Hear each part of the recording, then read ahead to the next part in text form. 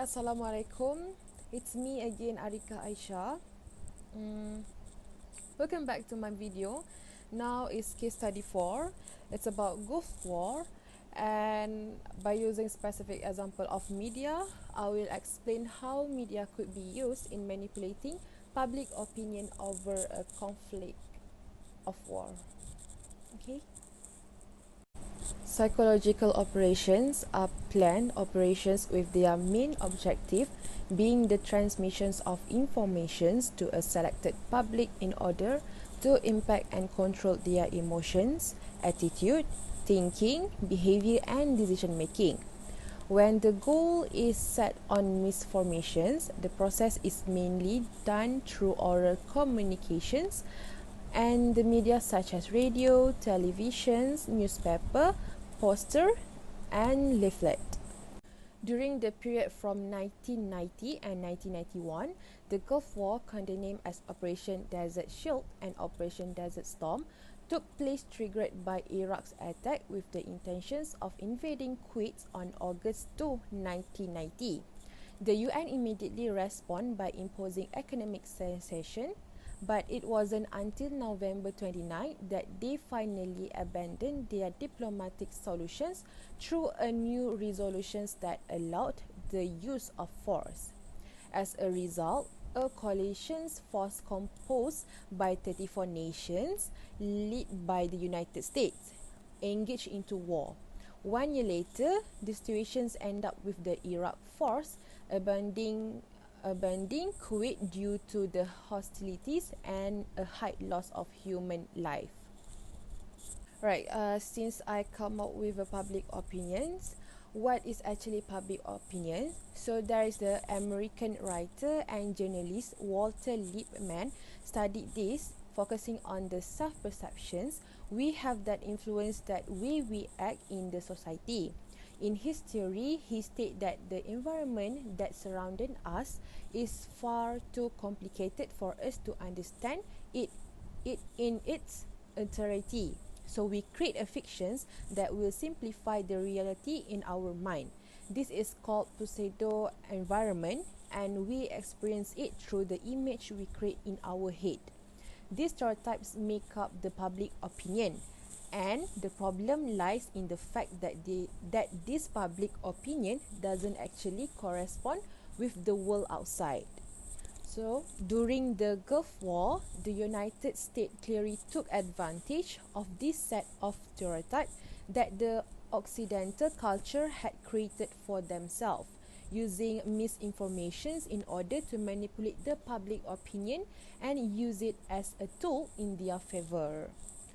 So in this war, psychological operations were introduced through a massive television campaign all over the world.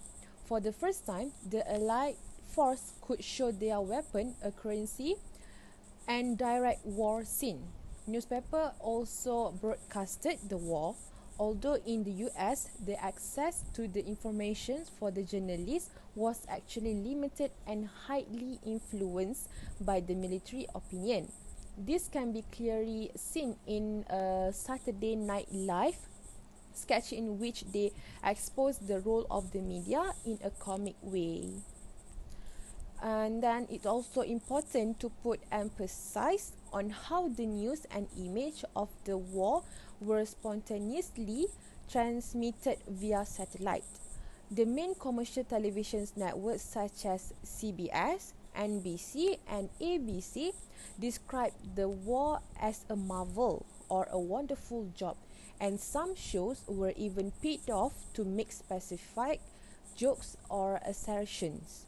As an example, in the news, they used to mention the lack of American civilian deaths, whereas the truth was that behind the fact, they were hiding all the Iraqi deaths they had caused. They used human interest story to touch the American populations, who was very sensitive to casualties. So next, there is a 5 newspaper during the Gulf War. First newspaper, Saudi Arabia's King Fahd bin Abdul Aziz, along with Kuwait's government in exile, sought the help of the United States and other NATO powers to free Kuwait from the Iraqi occupations. Second newspaper, on August 10, Arab leaders agreed to send Arab troops to defend Saudi Arabia from Iraq. Egypt's then President Hosni Mubarak, a vociferous critic of the Iraqi invasions, sounded the alarm for the Arabs. The picture is black and horrifying, Mubarak said at a press conference in Cairo. Unless we reverse the situations, war is inevitable.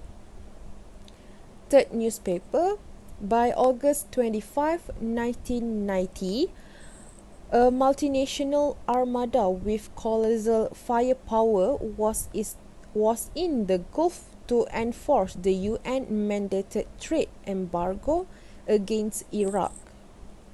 Next, on November 29, the UN issued a dire warning to Iraq: withdraw by January 15, 1991, a phase of massive attack by multinational forces.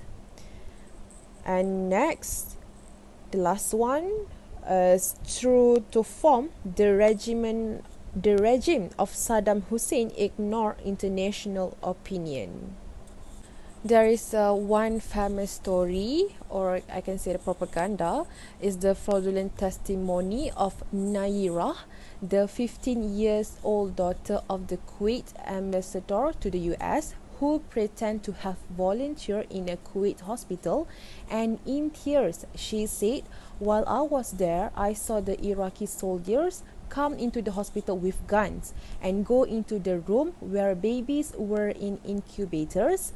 They took the babies out of the incubators, and left the babies on the cold floor to die."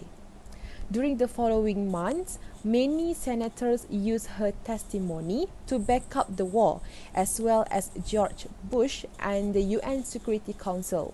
Millions of Americans saw the image that night on televisions, but lately the human rights investigators discovered no evidence of the story everyone had fallen for.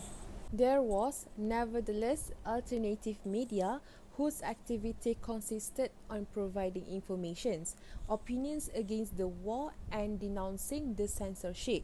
Some notable sources were the 10-hour series called the Gulf Crisis TV Project, Paper Tiger Television West, and local media outlets and the organizations Fairness and Accuracy in Reporting. There is a FAIR. Finally, the result went as planned, and Kuwait ended up free from Iraq, becoming an important ally to the US.